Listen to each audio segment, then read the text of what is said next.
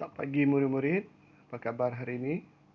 Cikgu harap murid-murid semua berada dalam keadaan yang sihat hendaknya.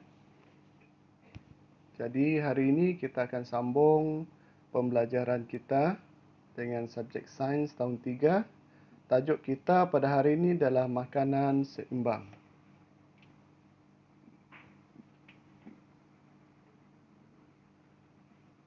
Ya, apa itu makanan seimbang?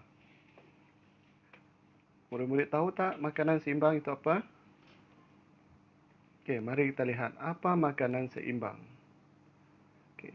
Pemakanan seimbang merupakan tabiat memilih makan yang hendak dimakan dengan tujuan memperbaiki ataupun mengekalkan kesihatan. Makanan seimbang perlu mengandungi nutrien seperti karbohidrat, protein, lemak, vitamin dan garam galian pada kadar yang betul. Kekurangan nutrien boleh menyebabkan berlakunya malnutrisi.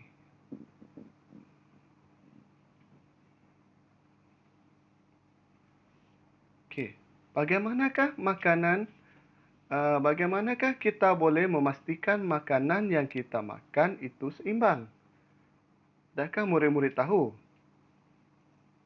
Ya, mari kita lihat bagaimana kita nak memastikan makanan itu seimbang. Kita boleh memastikan makanan yang dimakan adalah seimbang dengan mengikut saranan piramid makanan. Ya, murid-murid, mari kita lihat piramid makanan. Okey, ini adalah piramid makanan, iaitu piramid makanan mempunyai 4 aras. Mempunyai 4 aras. Aras yang pertama adalah aras karbohidrat. Aras pertama ini adalah biasanya aras makanan untuk karbohidrat seperti nasi, mi, bijirin, produk bijirin dan ubi. Ubian. Kemudian aras kedua adalah aras vitamin. Vitamin dan pelawas biasanya iaitu buah-buahan dan sayur-sayuran. Aras ketiga adalah aras protein.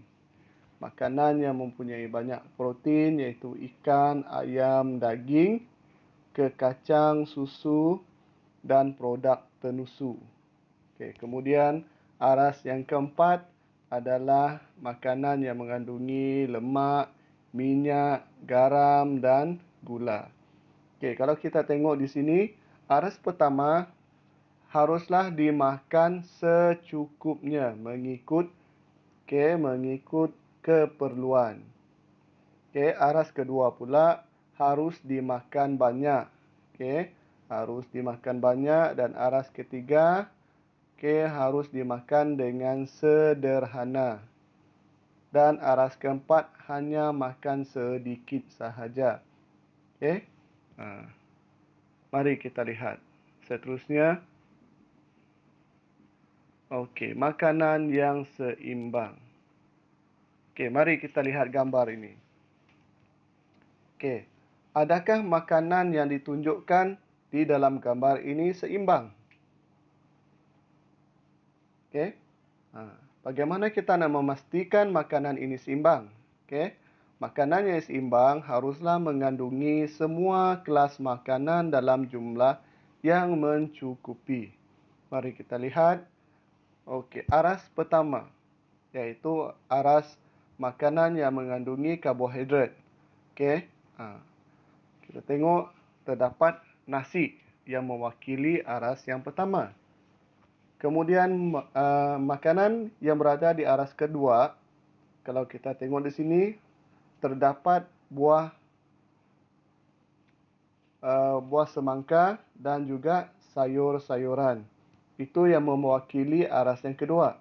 Dan yang mewakili aras yang ketiga, iaitu protein, ada seekor ikan goreng di sana. Dan seterusnya adalah yang mewakili aras yang keempat adalah aras lemak, minyak, Okey, garam dan gula. Okey, kalau kita tengok di sana ada tempe yang mewakili aras keempat. Jadi, kalau kita tengok di sini, makanan ini adalah makanan seimbang.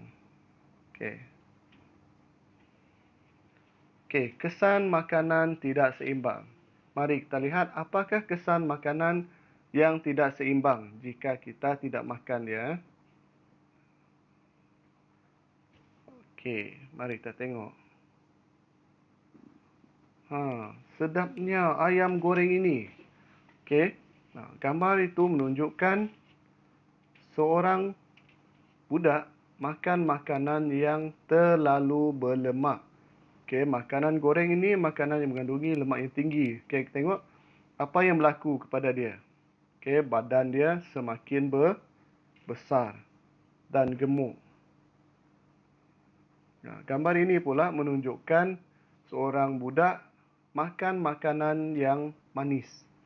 Okey, terlalu banyak makanan manis akan menyebabkan gigi kita rosak.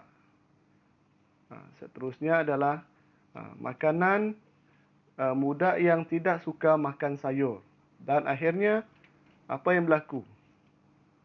Budak itu mengalami sembelit, susah untuk membuang air besar. Okey. Makan makanan yang tidak seimbang boleh menyebabkan masalah kesihatan. Oleh sebab itu, kita perlu merancang makanan yang kita makan supaya seimbang mengikut saranan piramid makanan Malaysia. Okey. Ya, itu saja untuk hari ini. Semoga kita berjumpa di lain hari. Okey. Nanti pastikan murid-murid siapkan kerja yang telah cikgu beri. Okey, sekian untuk hari ini. Terima kasih.